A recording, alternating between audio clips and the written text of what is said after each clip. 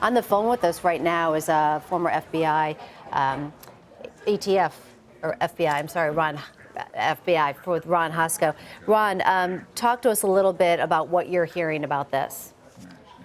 Well, Meg, I think, as your correspondent's mentioning, this does jump out at you as being very much like Nice, France, last summer, where, people in the midst of kind of a holiday celebration, so you have a concentration of people, and it's, very simple. When you're talking about a vehicle that in the case of Nice, France, talks 19 tons. Here, if it's an 18-wheeler, you're talking about a massive instrument of destruction.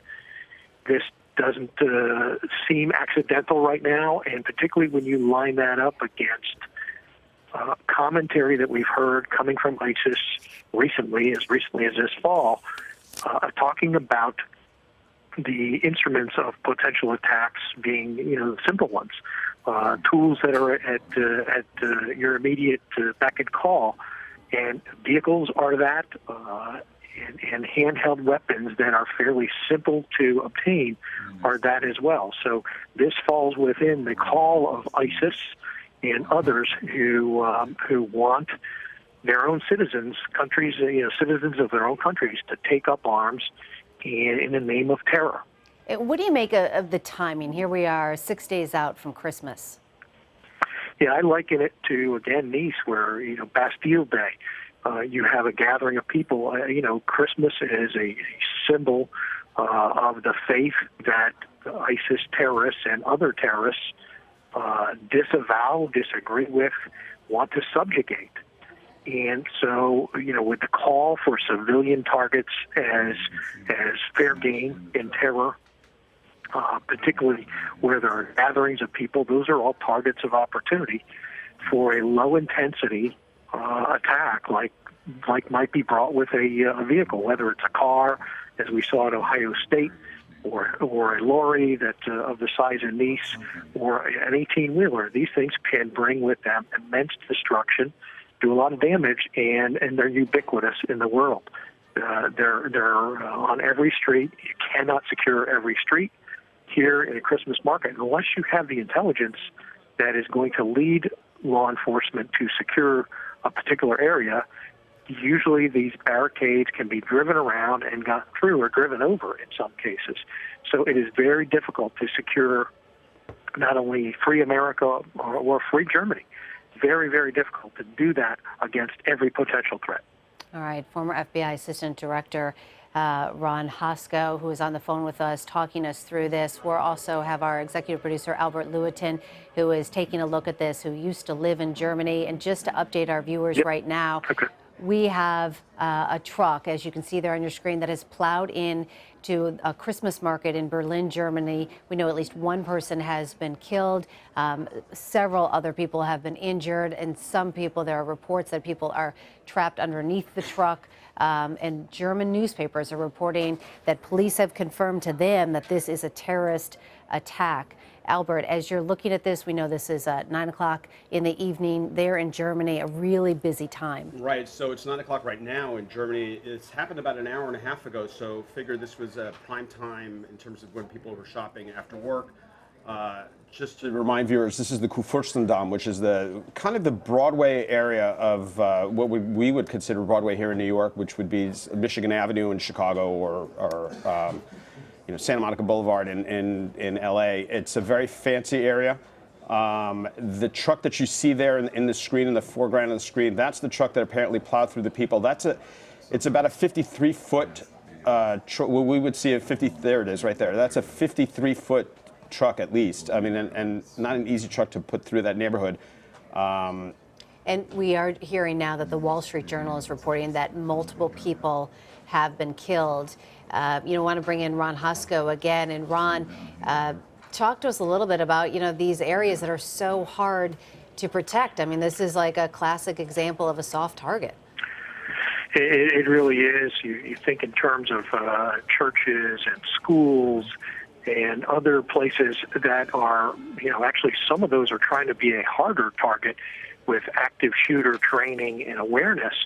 But here, when you're talking about masses of the public out innocently shopping pre-Christmas, it does seem to have the early fingerprints of terrorist-driven. I know that there were warnings earlier this year coming from the United States, cautioning our own citizens that are traveling in Europe of potential heightened risk of terror attacks at Christmas markets and at holiday events. So you're talking about those quintessential gathering places where people's guard is otherwise down. And it's a reminder that no matter where you are in the world today, you ought to have a plan. So, in fact, Ron, there's an article that this is the second attack in a week in Germany. Last week, a 12-year-old boy tried to detonate a nail bomb at a Christmas market. So it seems as though they're going through very small incidents that are very basic. Even if it's a small, again, I say low-intensity threat, where you're not talking about a plane into a skyscraper, that can have a tremendous chilling effect on a population. And here we have, after multiple attacks in France and in Amsterdam and other places around Europe, you have a jittery population. Right. And of course, the purpose of terrorism is to, get governments to change their policies, change their positions based on fear. And trust me, in Europe today, there is plenty of fear that is potentially a driver of thinking in the government. So will investigators take a look at this kind of incident and then try to match it with what happened today in Turkey, where the Russian ambassador to Turkey was assassinated, and say, wait a minute, there's something going on, or do you feel like that's just coincidental in timing? Yeah, I think it's too early to tell. Certainly law enforcement will be rushing to identify who was the person renting this truck or in possession of this truck, what kind of documents are inside the vehicle, what do they have that ties them to one particular group or ideology. Is there some connection to something that went on in Turkey or in some other location around the globe? What were the drivers for that? Is it something that law enforcement should have been aware of? Is it somebody that had been under some sort of prior surveillance or in current surveillance, and they saw him as a ticking bomb, or is this somebody that they popped up out of nowhere? So all those will be under review. Well, Ron, walk me through, as an investigator, how do they determine that this is this would be considered a terror incident, as opposed to, let's say, the driver having a stroke or the driver having a medical incident and just plowing through the crowd? Sure. Well, first they'll be looking at any history of this person, whether it's driving this vehicle, driving other vehicles, a maintenance record on the vehicle to see if there were mechanical failures. But very quickly, they'll be going back to social media, what has been said, what has been posted by this person, what social media sites have they been on, what's been their internet browsing history, who are they in contact with on their phone. What are they looking at? What are they thinking about in the minutes and days leading up to the incident? And that is almost certainly going to be very telling. Can they actually do that soon? I mean, this is about an hour. We're now almost 2 hours after the incident occurred. No, there's some process that goes with some of that. Certainly, if an identity is known and they go to a social media site and you see recent postings, then that can be known very quickly. But it's going to be a process that's probably a little bit more labor-intensive and time-sensitive than that. So let's just update our viewers. If you're just tuning in right now, we are following breaking news out of Berlin, Germany, where an 18-wheeler has plowed into a busy section of Berlin, Germany, a Christmas market. We know one person has died, but we're also hearing the Wall Street Journal is reporting that multiple people have been killed in this attack. German newspapers are reporting that this is indeed a terrorist attack, and several other people have been injured. You're looking at live pictures right now where it is just after 9 o'clock in Germany there. You can see multiple ambulances on the scene, and we are also hearing reports that people have been crushed under that truck that plowed in there. We've got former FBI Assistant Director Ron Hosko on the phone, and our executive producer Albert Lewitton, who used to live in Germany, kind of giving us some perspective of where this happened. Albert, talk to us a little bit about what a busy area this was. So the Breitscheidplatz, which is where the accident occurred, is on the Kuhdamm, the Kurfürstendamm, which is pretty much, is the only way to describe it, is sort of the Broadway of Berlin. Very fancy neighborhood where there are a lot of cafes, a lot of department stores. KaDeWe, which is one of the large department stores in Berlin, is actually very close by to that. The Zoo Station, I mean, everyone knows Zoo Station, sort of, there's a U2 song actually called Zoo Station, but Zoo Station is it's like their Grand Central, which is right there in Berlin. Where the incident occurred is by the Kaiser Wilhelm Church, which is one of the few remnants of pre-World War II Berlin that stood still, that still remains after the bombing. The only way I could describe it's really just a really fancy neighborhood. A lot of tourists were staying. A lot of people were getting their last-minute Christmas shopping.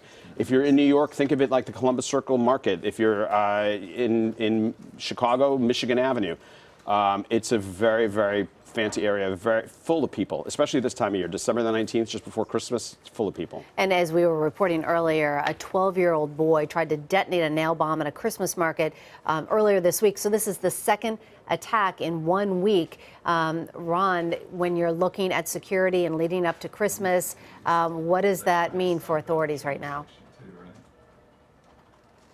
Double their vigilance, and certainly they are comparing notes, between the European authorities and back here at home.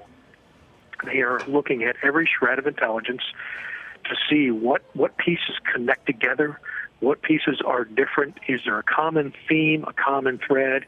Is there something that is being collected in America that can be used to warn, as we saw before Thanksgiving, European authorities to a particular threat? And the relationships are actually very good. They have been built up over years of activity that has crossed the ocean. And so there are effective mechanisms to share intelligence. The challenge is often one of volume, is how much comes in, how do you make sense of it and share it? Ron, thank you so much.